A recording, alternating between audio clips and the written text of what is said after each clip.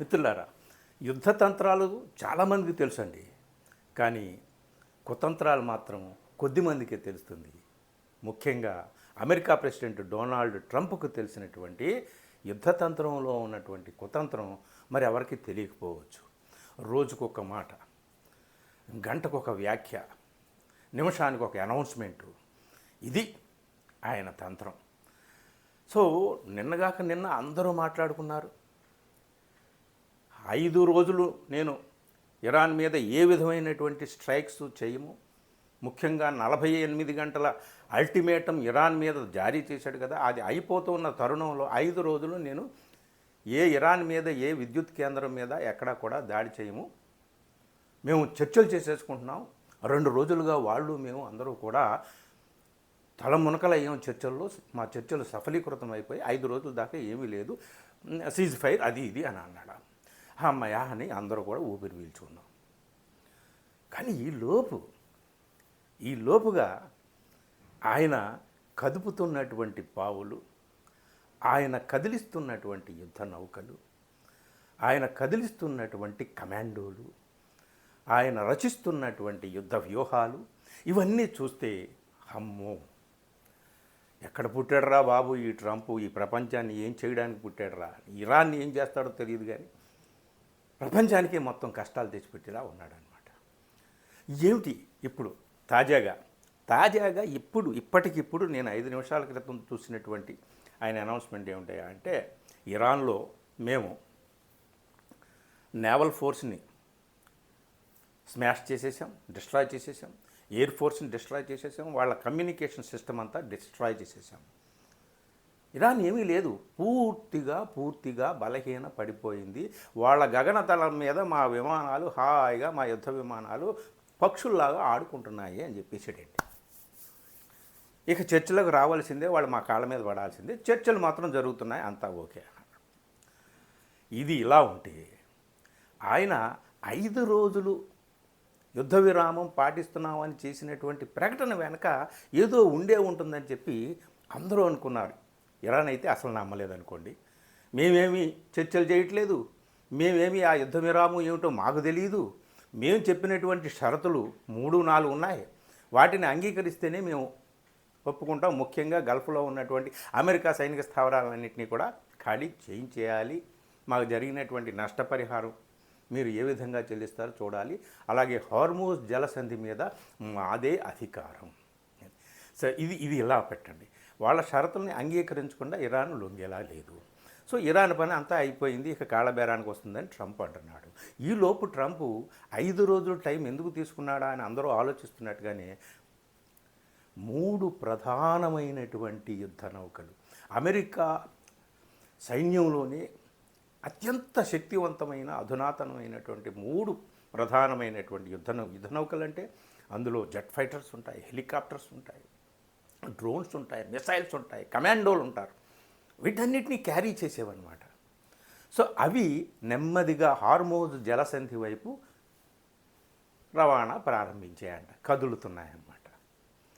అంటే తను చేసేటటువంటి పని తను చేస్తూ దానికి కాస్త సమయం కోసం ఇరాన్ని కాస్త కన్ను మలపడం కోసం, ఇరాన్ని కాస్త అంత అయిపోయింది శాంతంగా ఉండండి అని చెప్పేసి వాళ్ళని శాంతింపజేసి వాళ్ళని అన్ని రకాలుగా చుట్టుముట్టడానికి ప్రయత్నం అన్నమాట.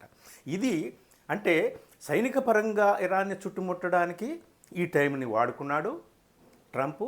ఇంకోటి ఏమిటి అంటే దౌత్యపరంగా ప్రపంచం కోసం నేను యుద్ధం చేస్తున్నానని అన్నాడండి. ఇప్పుడు తాజాగా అసలు ఇరాన్ మీద యుద్ధం ఎందుకయ్యా అని అడుగుతుంటుంటే ఒక్కోసారి ఒక్కో మాట చెప్పాడు. ఇరాన్ దగ్గర అణుబాంబులు ఉన్నాయి, వాటిని డిస్ట్రాయ్ చేయాలి, లేకపోతే ప్రపంచానికి నష్టం అన్నాడు. అవి లేవని తెలిసిన తర్వాత ఇరాన్లో మతరాజ్యం ఉంది, అక్కడ మానవ హక్కుల హననం జరుగుతుంది, ఆ మతరాజ్యాన్ని దించేయాలి, కొత్త రాజ్యాన్ని అక్కడ పెట్టి ప్రజాస్వామ్యాన్ని పునరుద్ధరించాలని చెప్పి ప్రజాస్వామ్యాన్ని ఈ ప్రపంచం మీద పట్టాభిషేకం చేయించడం కోసమే ఆయన పుట్టినట్టుగా ఆయన మాట్లాడాడు. అది ఆ తర్వాత ఏమైంది, హార్మూజ్ జలసంధి అన్నాడు. సో ఆ తర్వాత నాటో దేశాలన్నీ వచ్చి మీరు రండి హార్మోజ్ జలసంధిని ఓపెన్ చేయండి లేకపోతే కష్టాలు తప్పవంటే వాళ్ళందరూ కూడా ఈ ట్రంప్ మాటలు నమ్మకుండా అయ్యా మీరు ప్రారంభించినటువంటి యుద్ధం మీరే చేసుకోండి ఆయన అని చెప్పి చేతులు ఎత్తేసారు వాళ్ళు. ఆ తర్వాత ఏమన్నాడు ట్రంప్, అసలు హార్మూజ్ జలసంధికి మాకు సంబంధం ఏంటి, అక్కడ నుంచి ఒక చమురు చుక్క కూడా మేము తెచ్చుకోము, మాకెందుకు ఈ గొడవ అంతా, మాకు అసలు సంబంధమే లేదు అన్నాడు. ఇప్పుడు హార్మోజ్ జలసంధిని ఓపెన్ చేయిస్తారా లేదా అని చెప్పి పట్టుబట్టి కూర్చున్నాడు. హార్మోజ్ జలసంధిని ఇరాన్ మూసివేసింది కాబట్టి ఇది ప్రపంచానికి అంతటికీ కూడా ఇప్పుడు వస్తున్నటువంటి చమురు బాధలు ఏవైతే ఉన్నాయో, గ్యాస్ తిప్పలు ఏవైతే ఉన్నాయో, ప్రపంచానికి అంతటికీ కూడా యుద్ధం కంటే అతి భీకరమైనటువంటి ప్రమాదం వాటిల్లుతుంది డ్యూ టు ఇరాన్కి ఆ హార్మోజ్ జలసంధి మీద ఉన్నటువంటి కంట్రోల్, ఆధిపత్యం, అధికారం ఏదైతే ఉందో దాని మూలంగానే. కాబట్టి హార్మోజ్ జలసంధిని ఓపెన్ చేయడమే నా ఉద్దేశం, నా ప్రధాన కర్తవ్యం, అదే నా భుజస్కంధాల మీద ఉంది. ప్రపంచం కోసం రా నాయనా నేను ఈ యుద్ధం చేస్తున్నాను అని చెప్పేసి ఇప్పుడు చెప్తున్నాడు. ఎన్ని మాటలు, ఎన్ని రోజులు ఏం మాటలు మారుస్తాడో ఈ తంత్రం ఏంటో. ఇప్పుడు ఈ లోపుగా ఏం చేశాడు, ఎలాగోలాగా మళ్ళీ నాటో దేశాలని ఒప్పించి, ప్రపంచ దేశాలన్నీ ఒప్పించి, ఇరాన్ కానీ లొంగకపోతే, ఇరాన్లో హార్మోజ్ జలసంధి మనకు అప్పగించకపోతే ప్రపంచానికి అందరికీ కూడా ఈ కష్టాలు తప్పవని చెప్తూ మొత్తం ప్రపంచ దేశాలన్నిటితో కూడా మాట్లాడడం మొదలుపెట్టాడు. నాటో దేశాలు ఇవాళో రేపో అమెరికాకి అండగా నిలిచేటటువంటి, హార్మోజ్ జలసంధిని ఓపెన్ చేయడానికి రంగంలో దిగేటటువంటి ఒక అగత్యాన్ని ట్రంప్ కల్పించాడనమాట. ఇది ఈ రంగం అంతా సిద్ధం చేసుకుంటూ అన్ని దేశాలతో మాట్లాడుతున్నాడు. సందట్లో సడేమియా అన్నట్టు పాకిస్తాన్ రంగంలోకి వచ్చింది. అసలు చర్చలు ఎవరు చేస్తున్నారు, ఎవరు చేస్తున్నారు అని అంటే పాక్ పేరు వచ్చింది, పాకిస్తాన్ పేరు వచ్చింది, టర్కీ పేరు వచ్చింది, తుర్కియా పేరు. సో ఇప్పుడు డైరెక్ట్గా పాక్ ప్రధాని షరీఫ్ ఒక పెద్ద ట్వీట్ చేశాడు, మేము రెడీగా ఉన్నాము, ఇరాన్కి అమెరికాకి మధ్య సయోధ్య కుదర్చడానికి మేము రెడీగా ఉన్నాము, మా దగ్గర చర్చలు చేసుకోండి అన్ని రకాలుగా ఏ విధంగానైనా సరే. So Pak army chief strategist, army chief ఎవరైతే ఉన్నారో మునీరు ట్రంప్ను కూడా కలిసినట్టుగా వార్తలు వస్తున్నాయి. పాక్ని అమెరికా బాగా నమ్మింది. పాకిస్తాన్కి అమెరికాకి మధ్య ఉన్నటువంటి ఆ బంధం ఏంటో ఇప్పుడు ఇంకొకసారి అర్థమైంది. కాకపోతే పనిలో పనిగా మన మోడీ గారికి కూడా ట్రంప్ ఫోన్ చేసినట్టు, చాలా దేశాలకు ఫోన్ చేసినట్టు ఆయా దేశాల్లో ఉన్న అమెరికా రాయబారులు ఇప్పుడు చెబుతున్నారు. ట్రంప్తో మోడీ ఏం మాట్లాడారో ఏమో మనకు తెలియదు. కాకపోతే పార్లమెంట్లో మోడీ చేసినటువంటి ప్రసంగం ద్వారా మనకు అర్థమవుతుంది ఏమిటయా అంటే, అయ్యా మీరు సిద్ధంగా ఉండండి, గ్యాస్ తిప్పలు, పెట్రోల్ కష్టాలు ఎదుర్కోవడానికి సిద్ధంగా ఉండండి, మరో కరోనా కంటే ప్రళయం, విలయం ఇప్పుడు మనం చవి చూడబోతున్నామని చెప్పేసి ఆయన చెప్పాడు.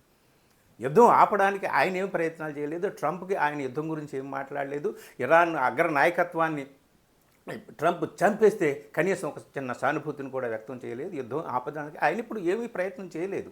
సో మన దేశానికి కష్టాలు వస్తాయని మాత్రం ఆయన నమస్కారం పెట్టి చెప్తున్నాడు మోడీ గారు. ఇది మొత్తానికి ఏది ఏమైనానండి, యుద్ధతంత్రం అందరికీ తెలుసు కానీ కుతంత్రం ట్రంప్ దగ్గర మాత్రమే నేర్చుకోవాలి.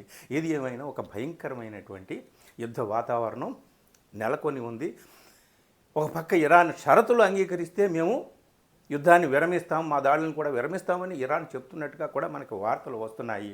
వాళ్ళు పెట్టేటటువంటి కండిషన్స్లో అతి కీలకమైనటువంటి కండిషన్స్ 2, 3, 4 చెప్తున్నా సరే 2 ఏమిటాయంటే, గల్ఫ్లో అమెరికా స్థావరాలు ఖాళీ చేయాలి, హార్మోజ్ జలసంధి ఏదైతే ఉందో దాని మీద తమకే కంట్రోల్ ఉండాలి, ఇంకా కొన్ని ఉన్నాయి. సరే వీటి మీద అమెరికా అంగీకరిస్తుందా లేదా అనేటటువంటిది. హార్మోజ్ జలసంధి చుట్టూనే ప్రపంచాన్ని తిప్పడానికి ట్రంప్ ప్రయత్నం చేస్తున్నాడు అనమాట. ఇప్పుడు ఇరాన్ లొంగుతుందా, ఈ కనీసం ఈ 2-3 షరతులనైనా అంగీకరించకుండా ఇరాన్ లొంగుతుందా? ఇరాన్ లొంగకపోతే తన దాడిని తాను అలా కొనసాగిస్తూ ఉంటే అమెరికా మొత్తం వార్షిప్స్ని అంతని కూడా రంగంలో దింపింది. కమాండోల్ని గ్రౌండ్ లెవెల్లో, ఎయిర్ స్పేస్లో, వాటర్ స్పేస్లో, అంటే 3 ఆకాశము, భూమి, జలం, ఈ 3 రకాల రంగాల వేదిక మీదుగా యుద్ధాన్ని ప్రారంభించడానికి అమెరికా సంసిద్ధమైంది. ఈ 5 రోజులు అని చెప్పిన మాయ మాటలన్నీ కూడా ఇది రీగ్రూపింగ్ అంటారంట వార్లో. ఈ రీగ్రూపింగ్ కోసం అమెరికా వేసినటువంటి ఎత్తుగడ, అమెరికా తీసుకున్నటువంటి సమయం అన్నమాట. దీనికి ఇరాన్ ఎంతవరకు నిలబడుతుంది, ఎంతవరకు ఢీకుంటుంది, ఎంతవరకు ప్రతిఘటిస్తుంది, ఈ ట్రంప్కి నిలబడి ఎంతవరకు ఊపిరి పోసుకుంటుంది అనేటటువంటిదే చూడాలి. ఇక చైనా కానీ రష్యా కానీ రంగంలోకి దిగితే ఈ యుద్ధం మరో రూపాన్ని తీసుకునేటటువంటి అవకాశం ఉంది. శాంతి కాముకులందరూ ఏదో ఒక రకంగా శాంతి నెలకొంటే బాగుంటుందనే చూస్తున్నారు. కానీ ట్రంప్ తన మాటే నెగ్గాలి, తన లక్ష్యమే నెరవేరాలి, తనదే పైచేయి కావాలి, ఏ దేశం మీదైనా సరే తమ నీడే అక్కడ రాజ్యం వేలాలి అనేటటువంటి నియంతృత్వ పోకడలతో ఉన్నాడు. ఏం జరుగుతుందా ఏమిటా అనేది తమాషా కాదు, విషాదం మనం చూస్తూనే ఉండాలి మిత్రులారా. వీడియో నచ్చితే మిత్రులకు షేర్ చేయండి. Thank you.